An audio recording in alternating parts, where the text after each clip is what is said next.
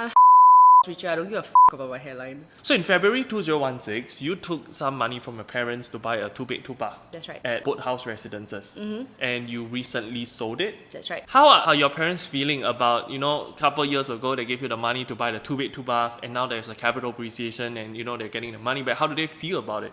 Actually, they're quite excited. They're like, when are we going to buy next?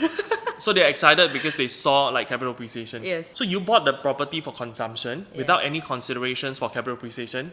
And for 6 years, the price have been stagnant. I mean, I didn't expect it to have capital appreciation, but I didn't expect it to be stagnant for 6 years. So Yes. this is like a mistake that I'm never going to repeat again. Why would you want to rent? Because the market is at its peak right now, Uh-huh. and I want to cash out my property after 8 years. So you want to cash out the property and rent and then potentially put it into another new launch that is able to give you more profits. That's right. What was the difference in terms of your thought process? Because when you bought Boathouse Residences, it was for the purpose of consumption. So right now you're saying that you don't need that consumption anymore. You just want to make more profits. That's right. Back then, I know next to nothing regarding real estate. I just wanted a nice place, some place with a pool view, looks cool. Yep. I stay in a condo, Yep. that kind of feeling. But now I think priorities have changed.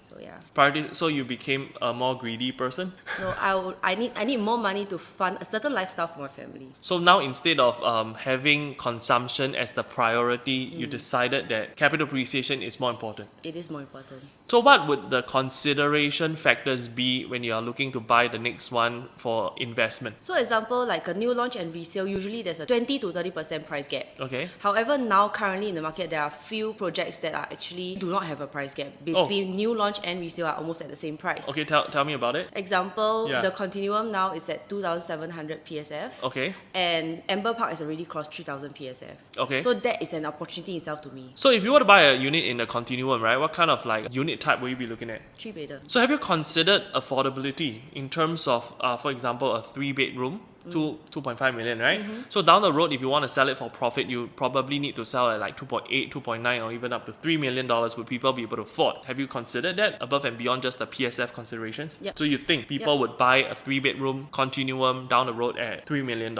Given that Continuum is also freehold. There are a lot of people who are going for resale properties right now because they really think that it's a cheaper option as compared to a new launch these days because it's about 2,000 PSF at least.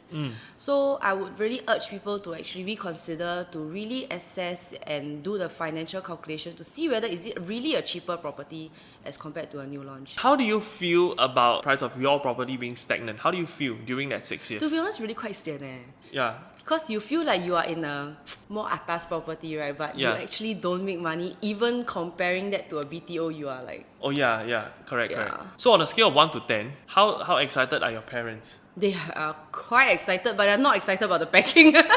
Oh yeah, moving house is Yeah, difficult. it's a pain. But I think it's a process, and Yeah. I think we learn from this. So stay tuned to part 2 to see her new house.